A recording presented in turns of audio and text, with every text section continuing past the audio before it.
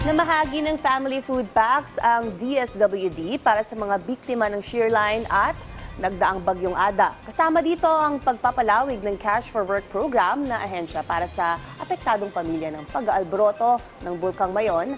Ang detalye sa report ni Connie Kalipay ng Philippine News Agency.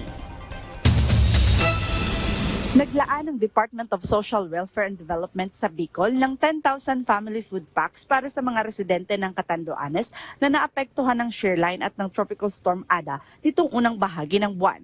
Sinabi ni Claudio Villarreal, head ng DSWD-5 Disaster Response Management Division, sa isang panayam na bukod sa Catanduanes, ipinamahagi rin ang mga family food packs sa mga residente ng Camarines Sur.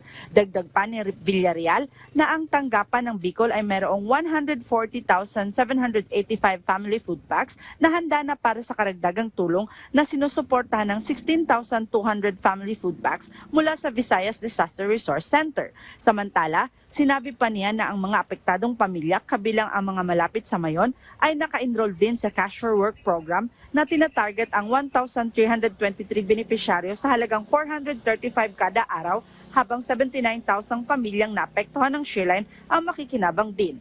Ang kabuang budget ng programa ay nasa 17.26 milyon. Mula rito sa Albay para sa Integrated State Media, Connie Kalipay ng Philippine News Agency.